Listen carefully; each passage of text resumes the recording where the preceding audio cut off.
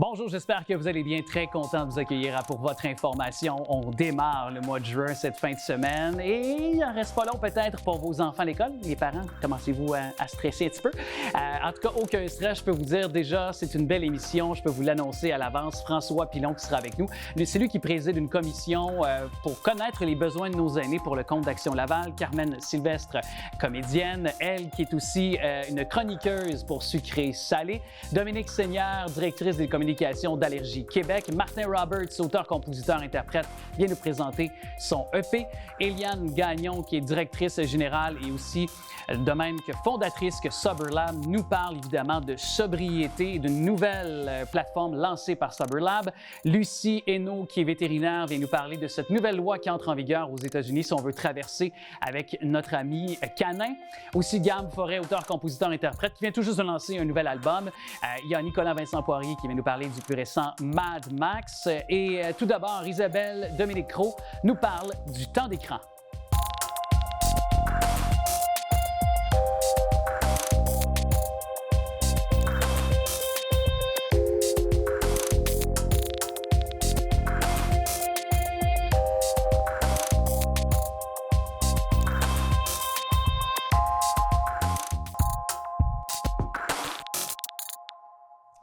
Il y a de nombreuses études qui récemment se sont penchées sur la question. Encore, Conseil général de la CAQ du gouvernement Legault, on est revenu sur ce sujet, le temps d'écran, non seulement pour le sommeil, mais même pour le développement de nos enfants. C'est prouvé selon plusieurs experts que de trop consulter les tablettes, les écrans de nos téléphones cellulaires peuvent avoir vraiment des problèmes à court et moyen terme. On en discute avec la maman, l'experte fitness et bien sûr aussi animatrice de 2 temps 3 mouvements sur nos ondes, et c'est Isabelle Dominique-Cros qui est là. Salut Isabelle. Salut Alex, comment ça va? Ben, ça va super bien. J'embarque tout de suite dans le sujet parce que tu es une maman d'un jeune enfant quand même de 7 ans, ton garçon qui, je pense, est sollicité tout le temps par les écrans. Ça fait partie de ses habitudes de vie maintenant? Oui, je trouve que ça se gère encore bien, mais j'anticipe un peu ce qui va venir avec les jeux vidéo, notamment. Mais souvent, j'essaie d'être une modèle pour lui, puis je trouve que je suis trop accro à mon téléphone et pourtant j'en suis consciente, je connais, tu sais, on sait que la recherche va nous démontrer bientôt à quel point ça change le cerveau, à quel point il y a une addiction, on le sait. Et malgré ça, on a de la misère à changer nos routines, parce que c'est tellement un outil fabuleux, puis ça donne l'impression qu'on travaille fort puis qu'on travaille bien, mais à quel point on est en train de surutiliser ce téléphone. Oui. Puis avec l'intelligence artificielle, on pourrait continuer très longtemps, mais ça fait de plus en plus partie de nos habitudes de vie. Puis tu dis à quel point c'est aussi du temps de loisir. Tu sais, quand parfois on dit on travaille, mais je suis sûr que si on faisait le dénombrement des heures qu'on passe devant, il y en aurait davantage de loisirs que de travail dans les faits, parce que c'est fou comment on perd du temps, même au travail, à des fins de loisirs sur nos écrans également. Oui, puis c'est du temps perdu. Des fois, c'est sympathique, tu sais, mais d'autres fois, c'est hey, qu'est-ce que je faisais déjà? On a passé 5-10 minutes à regarder complètement autre chose, alors qu'on pourrait effectivement utiliser ce temps qui est si précieux dans un loisir qu'on aime pour vrai, mais il y a une perte de temps constante, tu sais, durant la journée. Puis j'essaie de changer mes habitudes. Puis un des trucs que j'ai, qui est pas le meilleur, mais je ferme mon téléphone. Tu sais, je le place plus loin pour pas être comme tout le temps en train de vérifier mes écrans, mais ça marche même pas. Fait qu'il faut que je le ferme sporadiquement. La fin de semaine, je le ferme. Je suis comme, là, normalement, s'il y a une grande urgence, quelqu'un peut rejoindre mon chum, je peux regarder mon ordinateur. Tu sais, il y a d'autres façons de ne pas être pris. Là. Comment ça se passe pour toi? Ben moi, c'est sûr que je t'avoue que je suis confronté aux mêmes choses. Même quand je vais au gym, quand je me sens d'exutoire pour aller au gym, pour aller courir à l'extérieur, je n'ai pas le choix de le traîner parce que c'est la musique que j'écoute. Puis en même temps, ça me sert aussi avec l'application de course de mesurer mon temps, ma distance. C'est fabuleux. Ben oui, le tracé même que je fais, j'ai avec Strava, pour ne pas la nommer, l'application très populaire. Tout ça me sert, mais je mets ne pas déranger justement pour pas avoir si des gens m'appellent ou c'est comme mon espèce de truc que j'ai trouvé, c'est ne pas déranger l'application là. Mais je t'avoue que quand j'ai consulté des parents autour de moi, je savais qu'on allait se parler pour ce sujet. Puis, entre autres, un de mes amis qui est papa, d'un fils d'ailleurs du même âge que le tien, me disait que pour lui, il a bloqué le routeur Internet. Tu sais, il y a le fameux contrôle parental. C'est un excellent... Donc, il permet 2 fois 2 périodes de 30 minutes par jour. à ses enfants, surtout la fin de semaine. La semaine est conscient qu'eux ont peut-être besoin pour les devoirs. Tout le monde aussi, on en a besoin. Aussi, là. Oui. Mais la fin de semaine, il n'est pas question, surtout pas en période estivale, quand les enfants sont en vacances, il n'est pas question que plus que 2-30 minutes par jour. Non, mais c'est excellent. C'est trouver des façons de faire. T'sais, on n'est pas dans le jugement parce qu'on le vit nous-mêmes, puis on en parle, puis tout le monde est d'accord pour hey, on ne veut pas que les jeunes soient juste en train de jouer aux vidéos.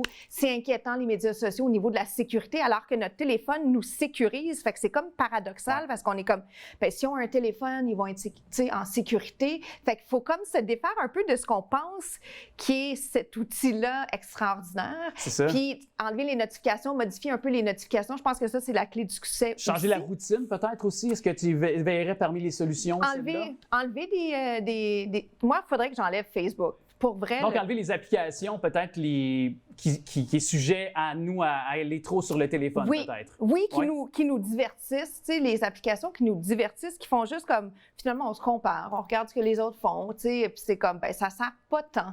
Ouais. Et de peut-être pas avoir d'adresse courriel de job. Moi, j'ai fait cette erreur-là depuis plusieurs années. Tu sais, c'est une chose d'avoir son adresse courriel personnelle sur ton téléphone, mais là, quand tu es rendu que tu as aussi tes courriels de job qui rentrent sur le même téléphone, ça n'arrête pas, c'est infernal. Oui, puis je te dirais, tu sais, en parlant de comportement, tu sais, changer des routines, tu pourrais peut-être défaire ça, tu sais, si c'est quelque chose que tu constates, mais défaire un peu les routines aussi, matin, soir. Moi, j'essaie de... C'est un alarme, j'utilise mon téléphone, mais après ça, le matin, je veux pas aller voir qu'est-ce qui se passe tout de suite. Je veux comme avoir, tu sais, mon café, les câlins de ma chatte, puis, tu sais, défaire un peu le réflexe d'être dessus, puis le soir aussi, défaire le réflexe, peut-être. Pour moi, ça fonctionne. Je fais de la lecture plutôt que d'être sur le téléphone, et ça fait du bien. Et de faire peut-être de l'exercice, exactement. Je pense qu'il nous reste environ 1 minute, mais on a le temps de pouvoir démontrer un entraînement express, mais qui quand même fera peut-être la différence pour trouver une solution en temps réel. Évidemment, on va tourner la table, alors on va se faire de la place sur le plateau. Oui. Mais vous allez voir, on a apporté des poids et haltères. C'est pas les plus gros poids et haltères de la Terre, mais qui vont nous permettre quand même de démontrer. Ben oui, amène-moi une fente. Puis, tu sais, c'est pour se dire aussi que 1 minute, 2 minutes, 3 minutes, c'est jamais perdu. Tu sais, quand on peut bouger un peu, on y va avec la fente? On y va avec la fente. Hey, on n'est pas pire. On n'est pas pire. Je trouve qu'on fait une belle équipe. Puis ça peut se faire évidemment à l'extérieur, prendre l'air, une pause des écrans, justement. Oui. Bien, pause des écrans. Puis l'occasion, je trouve, l'été, ou en télétravail. On est en télétravail. Puis la pause d'écran du travail, des fois, qui nous est imposée à cause de la job, ça peut survenir. Se faire du bien, prendre du temps pour soi. Profiter aussi du fait que 2, 3, 4, 5 minutes, ça change la vibe. Aussi. Pour prendre cette expression-là. Pour décrocher. On combine la fente, la flexion. On va aller travailler. On travaille actuellement le biceps. Oui. J'ai incorporé des poids parce que c'est la première fois qu'on fait ça, je pense, avec des charges. Je pense que oui. Ça peut être des bouteilles d'eau. Puis je constate que les gens ont ça à la portée de la main. Oui, dans le congélateur, c'est en une coupe, là. Tu sais, dans le glaciaire. des bouteilles d'eau, tu sais, on a ça pas loin, des charges pas trop lourdes. Est-ce que ça va en changer? Oui, on peut varier. Ben oui, on peut varier. Tu me disais qu'on avait 1 minute. À peu près. On se lance, on fait compter chaque seconde. On y va comme ça. Garde bien tes hanches vers Jacques, notre caméraman. Oui. Donc, on descend. Est-ce que tu le sens bien dans les jambes? Je me sens bien, oui. Ça se passe bien. On peut mentionner Est-ce qu'on peut changer ici? On peut mentionner que présentement, on a les charges qu'il y avait à la portée de la main. Je sais bien que tu pourrais faire beaucoup plus lourd. Toi aussi, d'ailleurs. Tu nous démontres avec tes capsules 2 temps, 3 mouvements. Et là, est-ce que... Déplie complètement ton bras si tu es capable. Déplie. Ce qu'on est en train d'aller travailler, c'est l'arrière du bras. Parce que quand on fait le devant, on veut faire l'arrière. Et ça se fait avec des bouteilles d'eau, ça se fait avec... Je sais pas. Alors, peu importe si on est on a une maison ou un espace de travail ou du moins un espace chez nous, un appartement qui est plus réduit, on peut le faire. Là. Oui, ça se fait super bien. Je te démontre la même chose, mais donc, dans un on fait une différent. position. Explique-nous la position qu'on doit avoir. Je la montre comme ça. Le coude un petit peu plus haut que le tronc. OK. Très collé sur le corps pour faire travailler. Oui. Puis tu vois, tu allonges, puis tu reviens. OK. Excellent. Puis tu devrais le sentir dans l'arrière du bras. Je le sens. Oui. Puis ce qui est le fun à constater, c'est que c'est des choses qui se placent un peu facilement dans l'horaire. On a l'équipement pas loin et ça se fait bien à deux. On y va comme ça. Tu m'en fais encore un petit 8. Oui, je peux t'en faire. Là, c'est en position de squat. Oui, position squat, plié. Je trouve qu'on est bien incliné dans celle-là, tête en prolongement du dos. Donc, on regarde Puis toujours vers en avant, l'avant. collé sur le corps. Oui, vas-y comme ça, allonge bien ta colonne. Puis là, ben, tu vois, on démontre toujours le fait que c'est efficace. Ça se fait malgré la tenue. Tu sais, on n'a pas besoin de toujours être en vêtements d'entraînement, donc ça enlève les excuses. Oui, là, évidemment. Comment ça va? C'est On en peut-être pas fait un l'idéal. autre? Oui. Ici? Oui. On finit avec ça. Donc, c'est pour démontrer à quel point c'est accessible dans les entraînements express. Exact. Ça peut se faire sur nos écrans qu'on essaie là, d'éliminer, de réduire, mais joindre l'utile à l'agréable, ça fonctionne toujours très bien également. Merci beaucoup à toi pour cette chronique et évidemment, tu seras avec nous pour la saison prochaine. Certainement. Je te réinvite. Merci.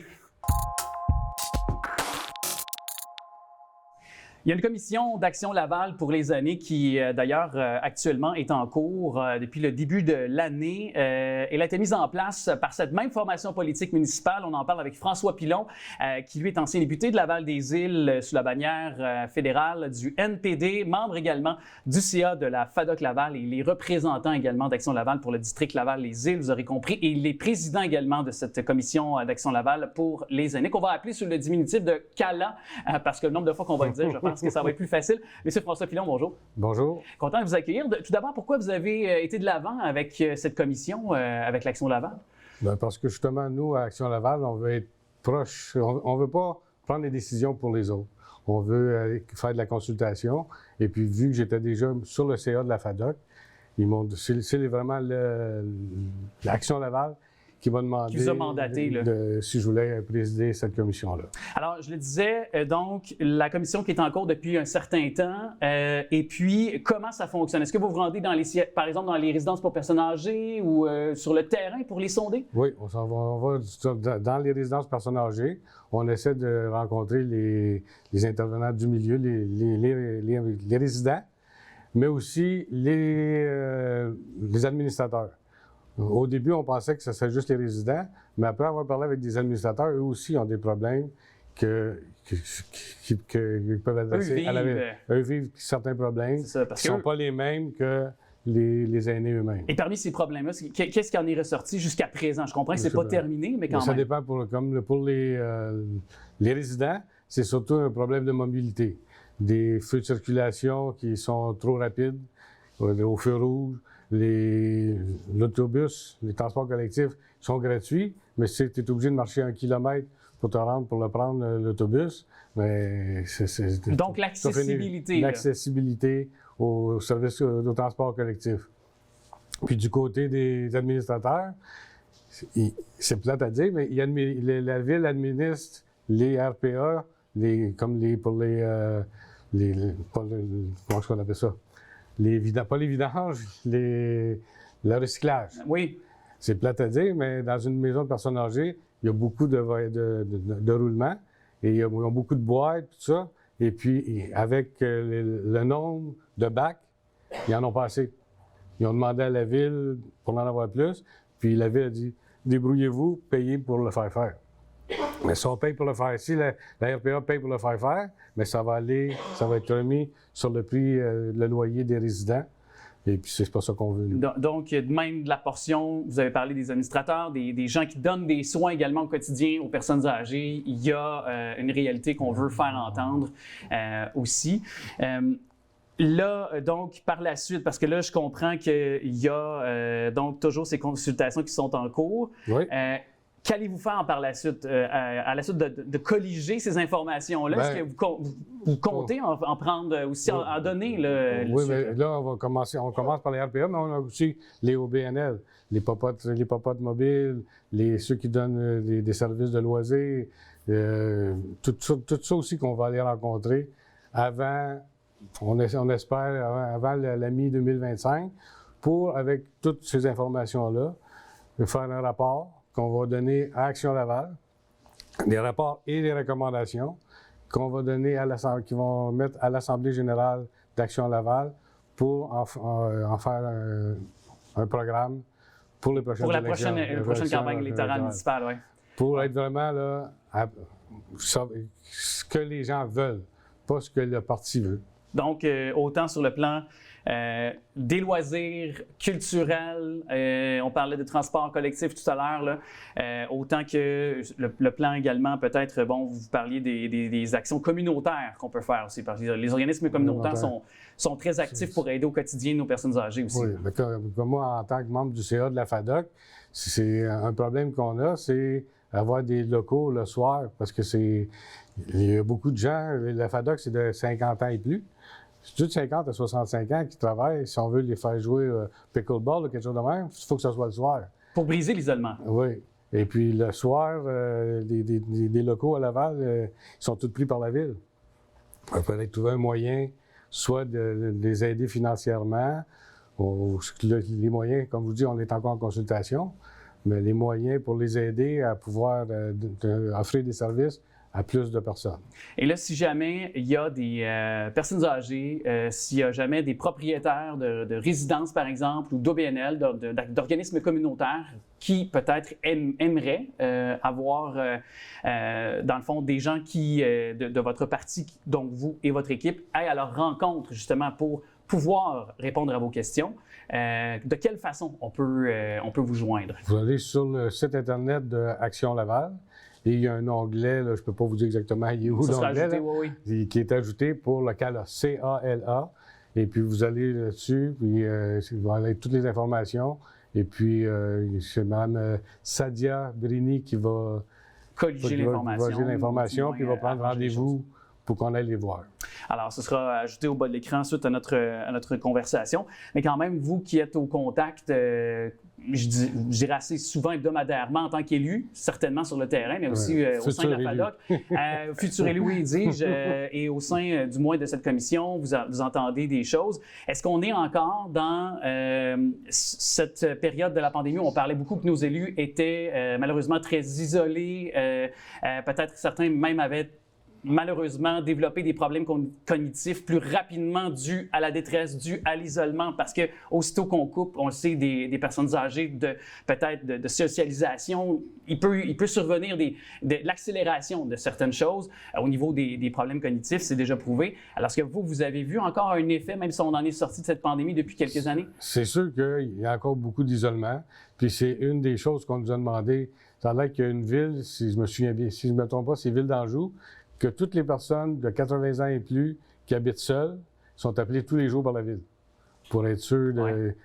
Et puis, c'est sûr, on voudrait aussi être capable pas juste les appeler, de donner des services, avoir du monde qui va les voir pour justement briser l'isolement, parce que c'est sûr que quand tu es tout seul puis que tu es âgé, c'est vraiment pas bon pour le moral d'être tout le temps seul. C'est certainement. Il y avait les téléphones d'amitié, ce qu'on appelait communément, menés par des centres d'action bénévoles partout à travers le Québec. J'ai moi-même aussi appelé certaines personnes âgées là, qui m'avaient été données là, de suivre, si j'ose dire comme ça, avec humilité. Et j'ai vu les bienfaits que ça a pu... Juste une conversation à 10, 15, 20 minutes par jour. Là, je pense que c'est ce qu'on peut dire comme mot de la fin, de prendre le temps d'appeler nos proches, même si on a des parents, des grands-parents qui atteignent un certain âge vénérable, ben, pourquoi pas prendre le temps de le faire? C'est toujours bon de le rappeler. C'est très important. Merci d'avoir pris le temps de passer dans nos studios. Et quand même, belle démarche. On doit le saluer, peu importe si c'est pas une question de politique. Quand il est question de prendre soin de nos aînés, je pense que la couleur d'un parti politique, on enlève ça de l'échiquier. C'est vraiment de vraiment se rappeler à quel point ils font partie intégrante de notre milieu et on doit prendre soin de nos aînés. Alors, merci d'être passé, M. C'est moi qui vous remercie pour ce temps d'antenne. Cette comédienne nous a bien fait rire dans une série de publicités de l'Auto-Québec en 2011. Raccroche? Carmen Sylvestre, salut. Bonjour, bonjour. Je suis sans doute pas le premier à vous demander de faire ce fameux roulement de R qui vous a tellement fait connaître à travers le Québec. Là. Non, le deuxième. Ah oui! Mais ça marque encore les esprits, oui, ça. Oui. Ben, tu sais, c'est ça. J'ai commencé par être Madame Raccroche, la Madame des Détestables, ensuite Madame Stat, et puis là, je suis rendue Madame Sucré-Salée. Sucré-Salée, d'ailleurs. C'est un mélange des deux, là. Ben, quand même. Un petit peu de sucre, un petit peu de de tout. Êtes-vous plus sucré ou salé, là? Un petit peu des deux. Un petit peu des deux? Mais je pense que j'ai plus un petit côté salé. Quand même. On parle de goût, là-dessus, on est. Oui, oui. Ben, Ouais. les goûts ne sont pas à discuter, mais là-dessus, on est sur la même longueur d'onde. Moi aussi, je suis plus comme vous. Puis d'ailleurs, ce que je trouve beau et fascinant dans votre histoire, c'est que vous étiez, si je ne m'abuse, au tout début de votre vie. Vous aviez votre garderie, si je ne me trompe pas. Puis c'était vers la fin de la quarantaine que le jeu s'est prêté à vous, comme quoi on peut toujours réaliser nos rêves. C'est une belle histoire. Bien, écoutez, c'est la vie qui m'a emmenée là parce que c'était pas quelque chose que je disais « Ah, j'aimerais ça être comédienne » parce que c'était trop loin de moi, là. Et pourtant, vous avez un naturel. Ben, c'est ce qu'on dit. C'est ce qu'on dit. Mais quand même, je trouve. Mais non, moi, c'est que, tu sais, je voulais me marier, je voulais avoir mes enfants, ma famille. Puis après ça, ben c'est ça. Quand mes enfants ont grandi, j'ai ouvert une garderie que j'ai eue pendant 10 ans. Après ça, j'ai eu ma mère pendant 7 ans. Puis c'est ça. À un moment donné, le théâtre est arrivé dans ma vie. Puis c'était la passion. Fait que vous avez toujours été, tu sais, vous avez dit, j'ai eu ma mère pendant 7 ans, je me suis occupé d'enfants, puis là, vous êtes encore dans cette quête de don de soi, en quelque sorte, j'ai l'impression, parce que le jeu, ça se fait à deux quand on joue avec une gang, quand on habite un corps, tu sais. Donc, il y a quelque chose chez vous qui aime l'être humain, être en contact avec l'être humain aussi à travers. Ça, oui. Ça, oui, l'être humain, dans le respect. Pour moi, là, c'est comme tellement important. Même si je reviens quand je faisais Les Détestables, tu sais, moi, je partais pour aller travailler, puis je demandais que tout se passe dans le respect. Parce que, tu sais, j'avais peur de blesser des gens. Ouais. Puis c'est la même chose quand on est une équipe. Puis même avec les jeunes que je travaille maintenant, tu sais, c'est la priorité, le respect. Si on se respecte, là, il n'y en a plus de barrières. C'est ça. C'est ça. Puis, tu sais, encore les Détestables, pourtant, vous faisiez du bien parce que vous nous faisiez rire. Alors, tu sais, ça nous amène du bien. Encore là, vous donniez des soins, si je peux dire comme ça, en nous faisant rire. Oui, D'une autre façon. Puis là, vous allez à la rencontre des gens parce que vous êtes l'une des nouvelles têtes d'affiche, des nouveaux chroniqueuses cette saison de Sucré-Salé. Oui. Comment c'est venu cette opportunité-là d'être dans cette émission très populaire à TVA? Bien, écoutez, moi, je prends ça toujours comme des cadeaux. C'est un cadeau qui m'est arrivé. J'ai travaillé, c'est pas dit officiellement, mais j'ai rencontré Mélanie Ménard sur le plateau des Enfants de la télé. On a eu une super de bonne connexion et probablement que ça vient de là, et parce qu'on a appelé mon agent puis on a dit on aimerait ça avoir Carmen sur Sucré-Salé. Fait que là, ça a fait « Hein? » Vous étiez surprise? Oui. Mais j'ai dit oui. J'ai dit oui parce que, regardez, quelle belle expérience, quel beau défi. Puis quand on me dit que c'est pour travailler avec les jeunes. Oui. Parce que c'est ça, c'est que cette année, les chroniqueurs ont tous un rôle bien défini. Oui, là. oui. On a un créneau, là. Puis, ben moi, c'est ça. C'est avec, ils les appellent la génération Z. Puis qu'est-ce que vous allez faire, là, concrètement? Là, est-ce que déjà, vous pouvez nous parler de certains topos que vous avez faits? Là? Bien, je rencontre les jeunes comédiens, comédiennes. On parle de, tu sais, mettons, j'ai rencontré, à venir, là, je vais vous parler de Joey Bélanger. Oui. Jeune comédien qui est aimé. Tu sais, on va échanger, puis, mais c'est les contextes qui vont changer. On va être à la ronde. Oh, OK. Et puis après ça, ben avec d'autres jeunes comédiens, ils vont m'apprendre à aller sur les réseaux sociaux. Je vais pouvoir m'ouvrir un compte TikTok.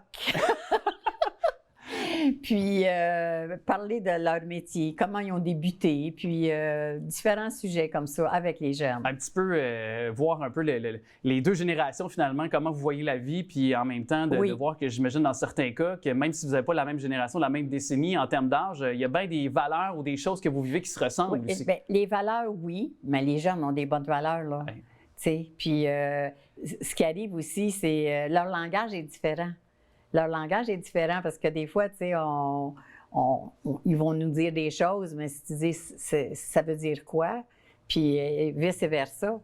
Écoutez, c'est des belles aventures qui m'attendent cet été, là. Est-ce que vous allez apprendre à conduire manuel? Mais là, je ne sais pas. OK. Je ne sais pas. J'ai vu quelque part, c'est un souhait là, d'être capable de conduire à cloche. Je me suis dit, qu'est-ce qu'un jeune peut m'apprendre? Il y a plein de choses qui peuvent m'apprendre à danser le rap, conduire manuel. Mon Dieu, qu'est-ce que c'est que les jeunes? Mais à rapper aussi. Danser le rap, une chose, mais de rapper, mais ça, avec votre roulement d'air, ce serait tellement succulent. Bien là, regardez, moi, je suis prête à faire tout ce qu'ils vont me demander. peut-être avec quelques exceptions.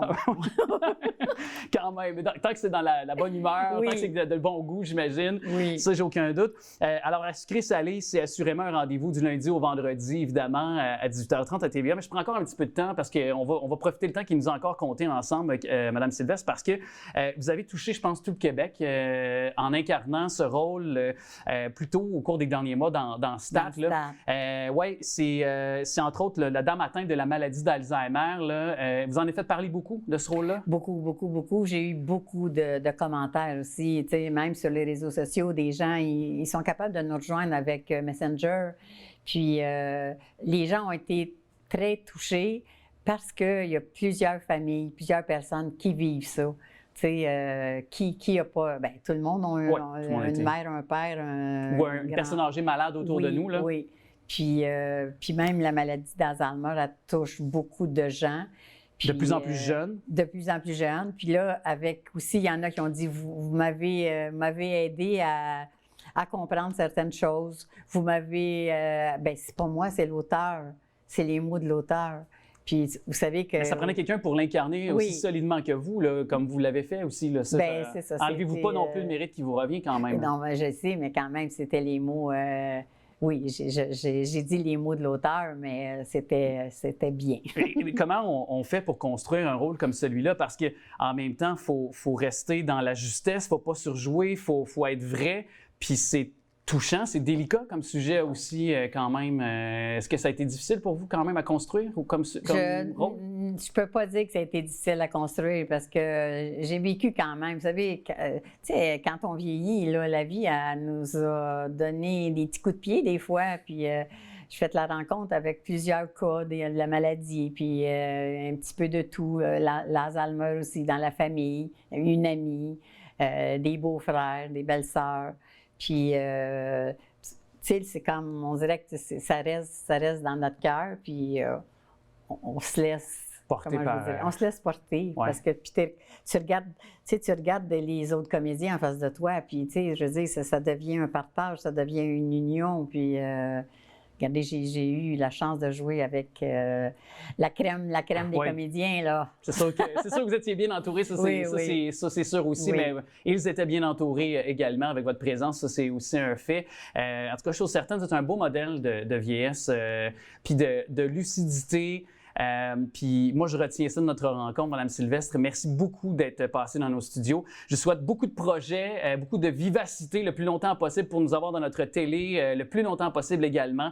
Et puis c'est un plaisir de vous retrouver du lundi au vendredi à 18h30 à TVA, là, à Sucré-Salé cette saison. Bien, c'est un plaisir, monsieur. Merci. On est en plein mois de la sensibilisation aux allergies et Allergies Québec qui mène une campagne de sensibilisation à l'égard de nos écoliers parce qu'on dit que le nombre de personnes de moins de 18 ans ayant des allergies alimentaires augmente au Québec. Une hausse notamment de 18 % qui est rapportée au cours des 10 dernières années. On va vérifier pourquoi, notamment avec Dominique Seigneur qui est directrice des communications d'Allergies Québec. Bonjour. Bonjour. Comment et pourquoi on constate cette hausse? Quand même, 18 % c'est assez majeur. Oui, certaines études vont y aller jusqu'à 18 % d'augmentation sur une décennie. C'est énorme. C'est un problème de santé publique vraiment officiellement qui a commencé il y a peut-être une trentaine d'années, cette recrudescence autour des arachides, des noix dont on entendait parler. Aujourd'hui, en 2024, Santé Canada va recenser 10 aliments qui sont responsables de 90 % des réactions. Donc, c'est beaucoup d'aliments là, qui peuvent causer des réactions. Lesquels? Par la suite, on a... Je vous interromps parce que je veux savoir lesquels aliments. Oui, bien, on a les noix, les arachides. Ça, c'est vraiment assez commun. Ensuite, on va avoir les poissons, fruits de mer, beaucoup d'œufs et de produits laitiers, surtout chez les jeunes, les nouveau-nés. Puis par la suite, on va avoir des petits nouveaux comme le sésame, la moutarde. On va aussi retrouver le blé, le soya. Donc, vous voyez, il y en a quand même... Ça peut être difficile de s'y retrouver quand on vit avec plusieurs allergies alimentaires. Oui. Et je voyais qu'au Québec, on semble être... est-ce que je peux dire des cancres comparativement au reste du Canada concernant le domaine des allergies et dans nos écoles pour faire de la sensibilisation et de la prévention aussi comparativement au reste du pays? Disons que le reste du pays, quand on suit les bonnes pratiques, exemple en matière d'étiquetage, ça, Québec, c'est pareil, ça va super bien. C'est vraiment au niveau des écoles où on est dernier de classe, sans vouloir faire de jeu de mots, on a un gros retard. Ça fait une dizaine d'années que la plupart des provinces ont tout emboîté le pas pour avoir une version standardisée de la prise en charge, une loi, une réglementation. Donc, c'est même, là, certains gouvernements sont allés avec la législation pour faire en sorte que tous les enfants soient reçus de la même façon en termes de gestion des allergies alimentaires, qu'il y ait de la prévention qui soit faite et puis qu'on sache comment agir si jamais il y a une réaction, ce qui n'est pas toujours le cas dans les écoles. Les directions d'école vont au meilleur de leurs connaissances. Donc, on n'a pas d'implication ministérielle, gouvernementale ici, pas de loi, pas de réglementation. Chacun fait ce qu'il veut, ce qu'il peut.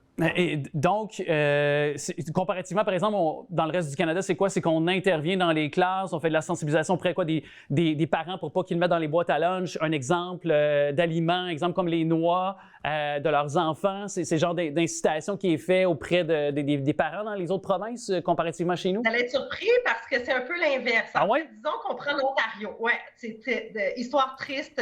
Il y a à peu près une quinzaine d'années, une jeune fille de 13 ans du nom de Sabrina est décédée sur les lieux scolaires. Personne n'a su comment gérer son allergie qui était pourtant connue de tous.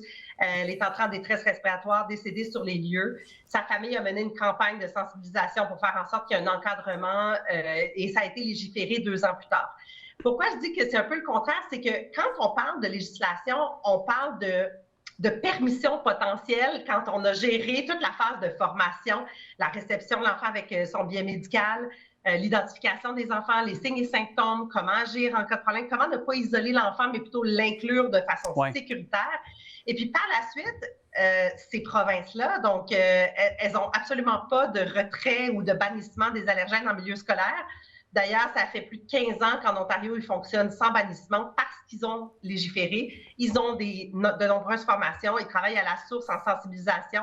Et puis, ils ne sentent plus le besoin de bannir certains aliments comme les arachides et les noix, mais ça passe vraiment par tout un processus qui est somme toute assez simple. On regarde l'article de loi, il n'est pas très compliqué, c'est assez simple à activer. Et pourquoi on n'intervient pas au Québec? Je veux dire, il me semble si les autres provinces l'ont adopté, on vit sur la même planète, on vit sur le même, dans le même pays, alors pourquoi on ne pourrait pas le faire chez nous au Québec, dans nos centres de services scolaires? C'est une question que je me pose depuis longtemps, depuis une quinzaine d'années au moins.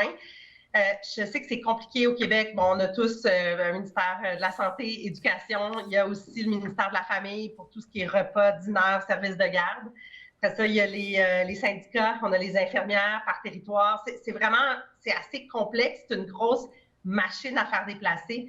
Mais ce qui nous fait craindre chez Allergie Québec, on ne peut pas attendre le prochain drame pour réagir.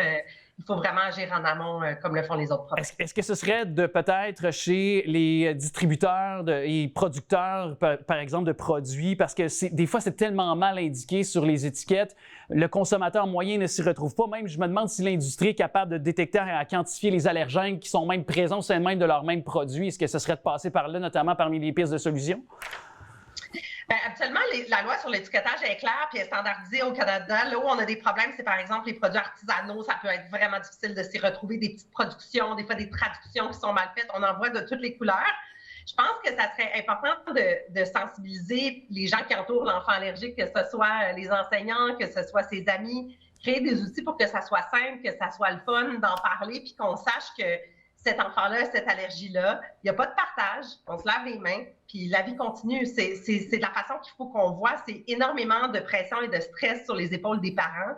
Puis en plus, ils se doivent de former le personnel scolaire à chaque année en apportant la petite trousse, l'auto-injecteur et tout ça. Peut-être que les écoles pourraient se doter d'auto-injecteurs au commun aussi. Vous savez, ça se vend entre 100 et 120 $ chaque auto-injecteur qui a une durée de vie d'à peu près 18 mois. Donc, ça peut représenter quand même une lourdeur supplémentaire au niveau des budgets des écoles. Donc, c'est là qu'on se dit qu'il faudrait vraiment qu'on emboîte le pas là, pour avoir un soutien des ministères à ce niveau-là aussi. Oui, surtout que c'est pas depuis hier qu'on connaît, je veux dire, les cas typiques d'allergie, les noix ou autres. Je veux dire, c'est pas la première fois qu'on en entend parler non plus. Alors, puis il y a de plus en plus, vous l'avez dit, pour prouver que ce serait un bien pour notre communauté de pouvoir ajouter justement, que ce soit différentes plateformes pour aider les personnes qui sont atteintes de différentes allergies, pour les supporter, parce qu'on voit la hausse d'enfants, la hausse de 18 % dont on faisait référence un peu plus tôt.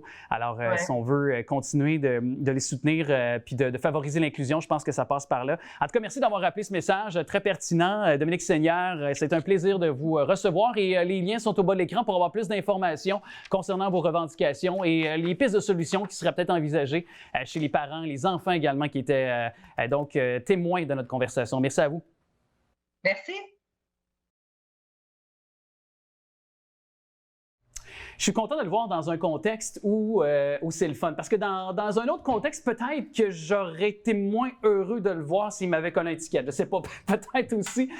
C'est Martin Roberts qui est là avec nous autres, auteurs, compositeurs, interprètes. Salut Martin. Salut, ça va? Merci d'être là. Oui, certainement. Ben, je faisais un petit peu la blagounette, là, bon, tout ça, mais c'est parce que tu es policier, Oui. bon, dans la vie, mais également auteur, compositeur, interprète. Qu'est-ce qui t'a amené à embrasser ce métier d'auteur, compositeur, interprète et à nous offrir ton EP? Bien, il y a plein de petites choses. Tu sais, tout d'abord, l'amour de la musique. Depuis que je suis petit, que j'aime la musique. Je me rappelle de la journée que Thriller est sorti à la télé à Musique Plus puis que je le regardais live. Je me rappelle d'avoir le micro-sillon de Michael Jackson. Donc, tu sais, c'est aussi loin que ça, mes souvenirs là, dans le temps de la musique. Fait que ça a toujours été quelque chose qui a fait partie de ma vie. Maintenant, dans la police, on vit un genre de petit clash. Tu sais, il y a comme tout le côté négatif de la police qui arrive. Puis pour faire l'équilibre, j'avais besoin de quelque chose d'artistique. J'ai fait beaucoup de cinéma, de publicité, mais la musique, le contact avec les gens, le positivisme, faire rire les gens, voir les gens avoir du fun, parce qu'on fait quelque chose qu'ils aiment, bien ça, c'est vraiment quelque chose que je suis allé chercher avec la musique puis qui vient vraiment balancer mon métier de policier. C'est ce que nourrit un peu ton rôle de policier, nourrit un peu ce que tu as à dire aussi comme auteur, compositeur, interprète, en quelque sorte, tes rencontres aussi que tu as fait par ton métier? Ou... Oui, la vie tout court, ouais. Les expériences de la vie. Tu sais, j'ai eu la chance de travailler 1 an en Haïti. C'est toutes des choses comme ça qui viennent me forger puis qui font que je veux dire des choses, j'ai envie de dire des choses.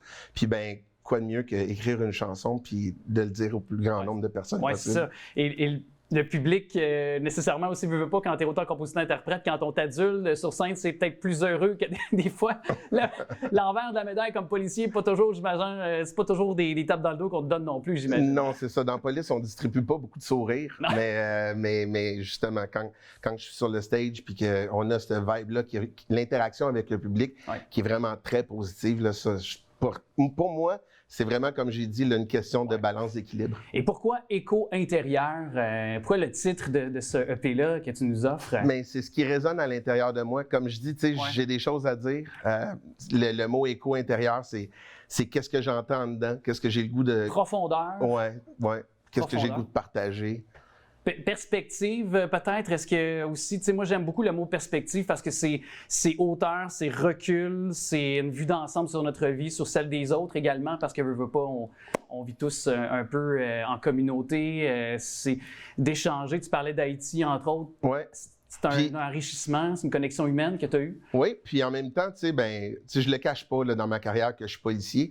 Puis tu sais, combien de fois que les gens ont contact avec un policier peuvent savoir un peu qu'est-ce qu'ils pensent, comment qu'ils feel, tu sais, on a souvent l'image de l'uniforme, puis tu sais, c'est la distance, tandis que là, avec un album comme ça, ben tu sais, je me détache pas de mon métier de policier. Puis de tes émotions, parce que des fois en policier, j'imagine, il faut que tu prennes, tu sais, des fois on voit les policiers intervenir, il faut que tu sois capable quand même de maîtriser tes émotions, et là, en tant qu'auteur, compositeur, interprète, est-ce que c'est une autre partie de toi qui là peut s'abandonner, et là, justement, y aller de tes émotions. Ouais. Là, je te psychanalyse. Non, mais c'est correct.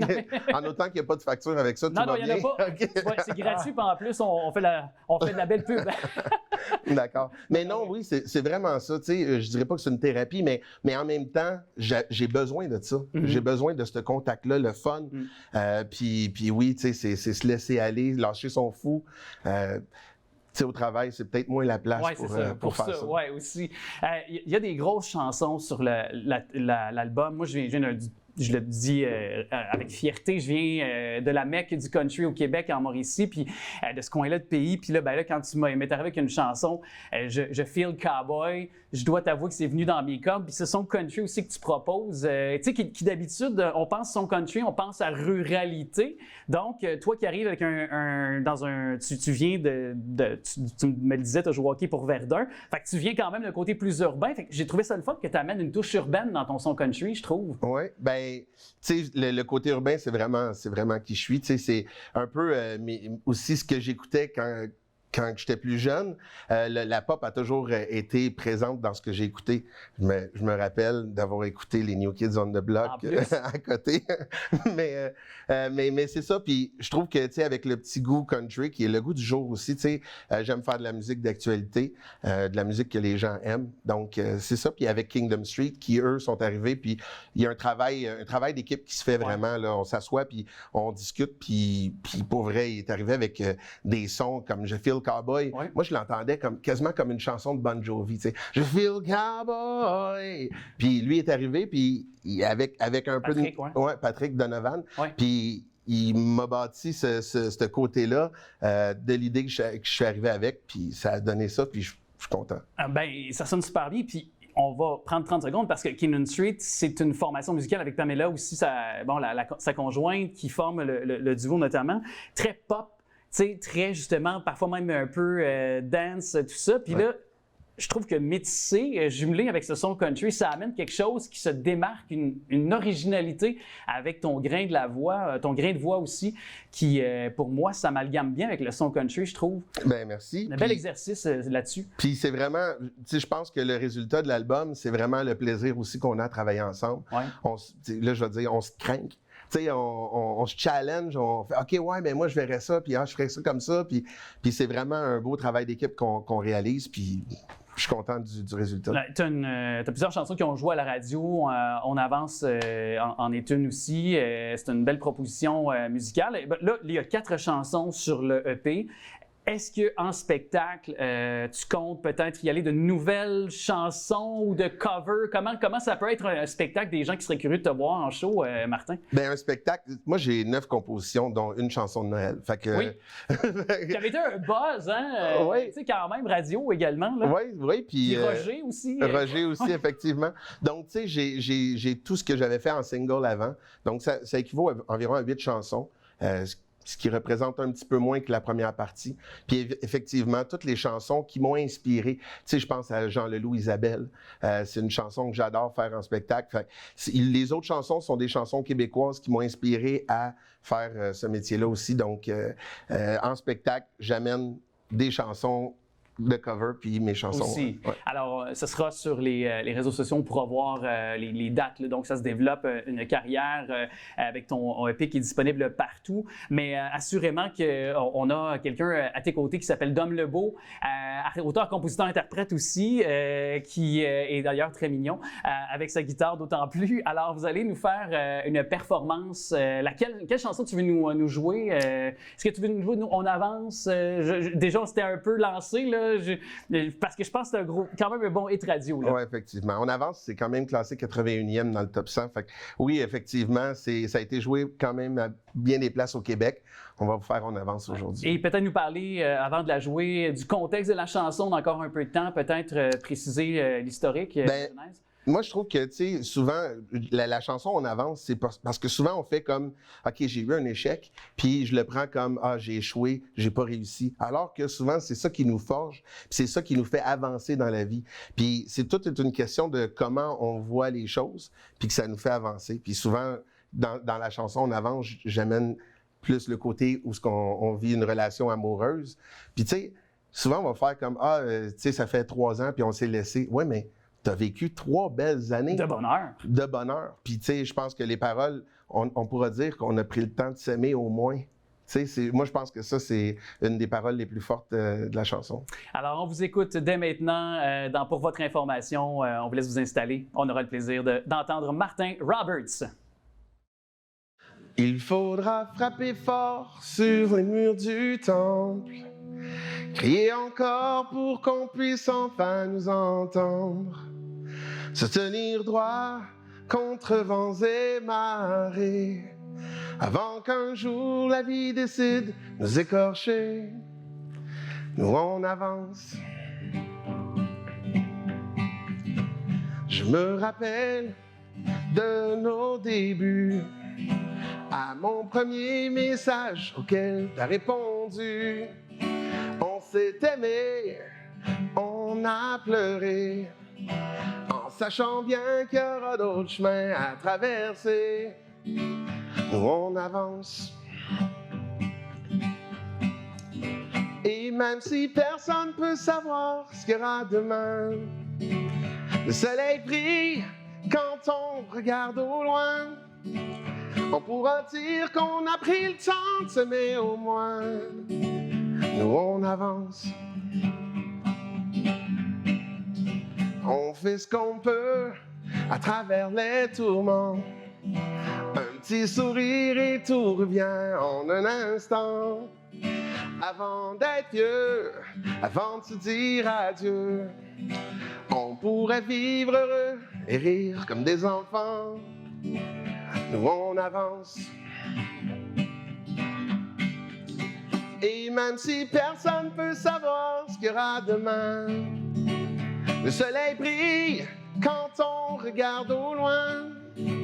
On pourra dire qu'on a pris le temps de s'aimer au moins. Nous on avance. Oh, oh, oh, oh, oh, oh, oh. Et même si personne peut savoir ce qu'il y aura demain, le soleil brille encore quand on regarde au loin. Nous on avance. Et même si personne peut savoir ce qu'il y aura demain, le soleil brille quand on regarde au loin. On pourra dire qu'on a pris le temps de s'aimer au moins. Nous on avance.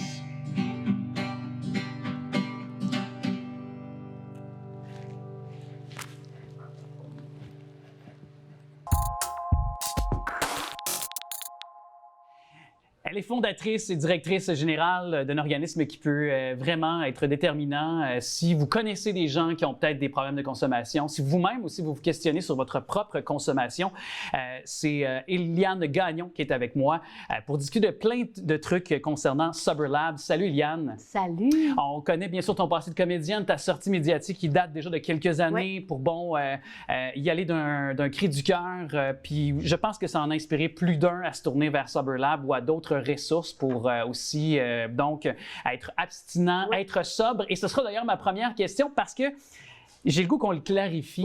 Parce qu'il y a comme des étapes qui vont l'une avec l'autre quand on parle d'abstinence et de sobriété. Là. Absolument. Dans le fond, pour les personnes qui ont un problème de dépendance comme moi, souvent le cheminement commence avec l'abstinence. Tu commences par arrêter de boire pour voir que tu étais peut-être un peu fou quand tu consommais. Mais là, quand tu arrêtes de consommer, tu te rends compte que tu es un peu fou à jeun. Donc, c'est pas la substance qui est nécessairement le problème, mais c'est les pensées, c'est les comportements. Donc, l'abstinence, c'est une chose, la sobriété émotive, c'en est une autre. On apprend à vivre nos émotions à jeun.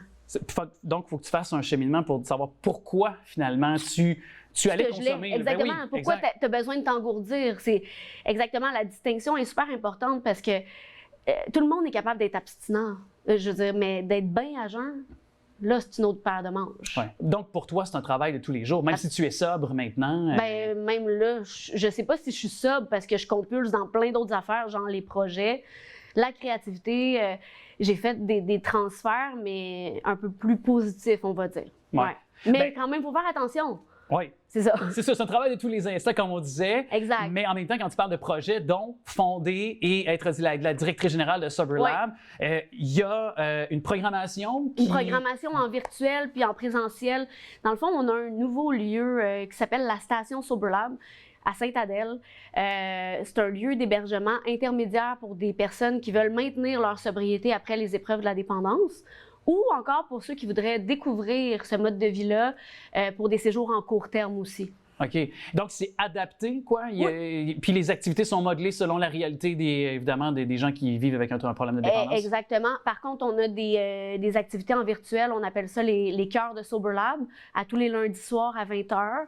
C'est accessible facilement sur le net, soberlab.ca. Ouais, OK. Puis ce contenu-là est rattrapable, dans le sens que si jamais on le manque une journée donnée, donc c'est enregistré sur le web finalement. Ça dépend des personnes. Des fois, il y a des gens qui ne veulent pas enregistrer, mais comme là, lundi, c'est David Goudreau. Le 3 juin, là. Le 3 juin, oui, lundi le 3 juin. Puis on a plein de beaux invités au cours de l'année, puis plein de contenus rattrapables dans un groupe privé. Aussi, d'ailleurs, David Goudreau qui a été travailleur social très longtemps, puis je veux dire, connaît la réalité terrain. Absolument. De il gens est aussi en rétablissement. Aussi, oui, effectivement, puis connaît ceux qui vivent avec les dépendances, les a aidés, les a appuyés, puis il en fait dans sa mission artistique aussi, un de ses fers de lance par la santé mentale très souvent, qui vient, on le parlait, là, donc ça vient émotivement, santé mentale, avec consommation. Exact. Souvent, tu as un trouble de santé, tu développes un trouble de santé mentale parce que tu as consommé, ou tu avais un trouble de santé mentale puis tu as consommé pour atténuer ce trouble de santé mentale. Fait que finalement, la poule, là, on ne sait pas, mais...